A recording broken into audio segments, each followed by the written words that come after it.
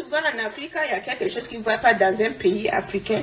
Et lorsque quelqu'un se lève pour dénoncer, ils vont venir commencer à te menacer, à dire, oh, ça ne te regarde pas, tu ne connais pas le Congo, tu n'es pas congolais, ça ne te regarde pas, tu ne peux pas parler du Congo, Congo-Brazza.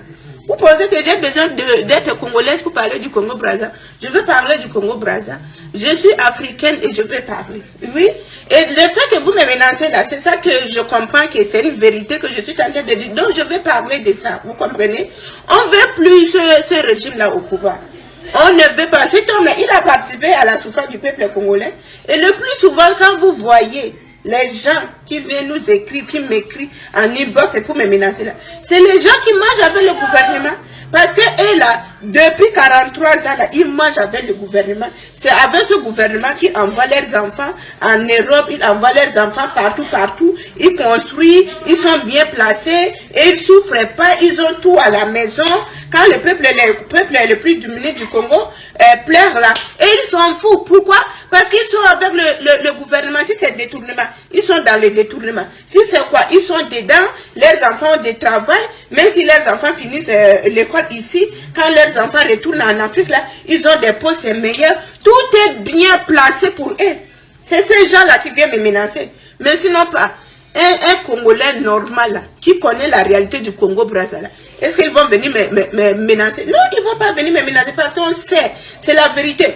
Aujourd'hui en Afrique là, quand il y a un pays africain qui ne va pas bien là, c'est l'Afrique tout entière qui ne va pas bien. C'est comme ça, c'est comme ça. Voilà pourquoi j'ai dit, avant, on menait les combats en désordre.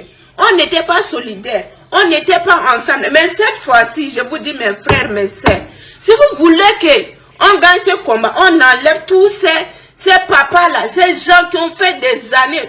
Depuis que ce monsieur est au pouvoir, moi, on ne m'a pas encore mis au monde. Mais aujourd'hui, j'ai grandi, je me suis mariée, j'ai des enfants. Je suis tentée de veiller devant vous. Mais regarde le Congo-Brazza. Il y a quoi qui a changé là-bas au Congo-Brazza? Dis-moi, de vous, Zama. Il y a quoi qui a changé là-bas? Il n'y a rien. Et si on parle du Congo-Brazza, là, quelqu'un qui ne connaît pas l'Afrique va dire que c'est un pays pauvre. Mais ce n'est pas un pays pauvre. Ils ont tout. Ils ont tout. J'ai toujours dit, il n'y a pas un pays africain qui est pauvre. Ce qui nous manque, c'est des dirigeants qui n'ont pas d'intelligence. C'est des dirigeants qui ne sont pas responsables. Vous comprenez? 43 ans, qu'est-ce qu'il a fait? Il n'a rien fait de bon.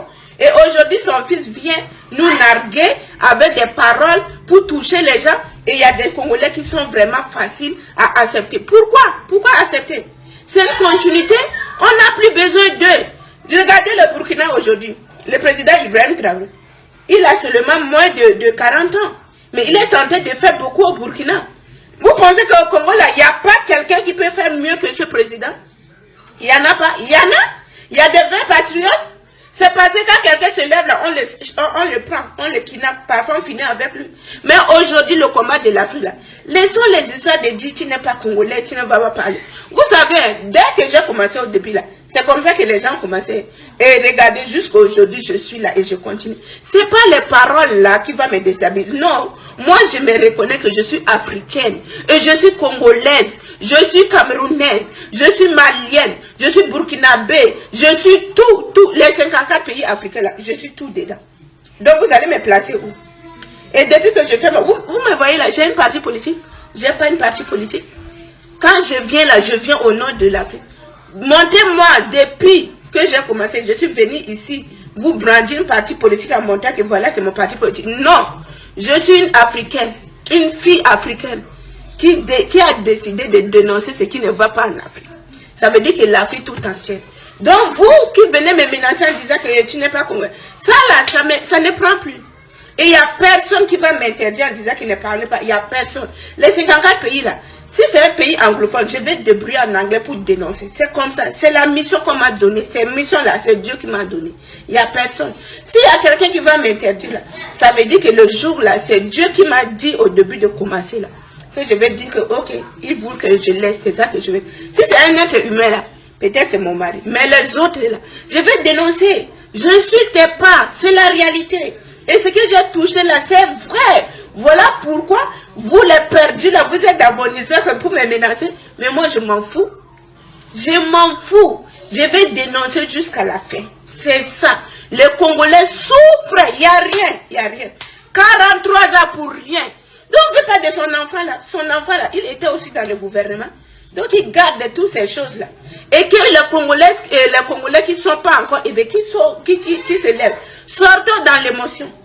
Ce n'est pas à quelques jours de l'élection que quelqu'un va venir nous berner et nous on va accepter en disant que non, c'est quelqu'un de positif. Quelqu'un qui contribue à notre souffrance, qu'on pleure, il est là, il regarde, il ne dit rien. Et après il vient dire que je vais chercher une mouchoir pour vous essuyer les larmes. Non, ça c'est l'arme de crocodile. Nous on ne veut pas. Laissez-nous comme ça. Je vous dis, aujourd'hui en Afrique, le combat qu'on doit mener, c'est en groupe. Ne soyons plus dispersés. On ne sera plus dispersés. On va être ensemble, soudés. Dénoncer tous ces dirigeants-là. Il n'y a pas de dirigeants capables en Afrique. S'il y a des dirigeants qui font quand même une fois, c'est les dirigeants de là. Les autres, là, c'est les corrompus. Quand ils sont au pouvoir, c'est avec leur clan. Ils sont au pouvoir, c'est devenu génération en génération. Est-ce que nous, on a besoin de ça? On n'a pas besoin de ça. Voilà pourquoi je parle. Sinon, pas.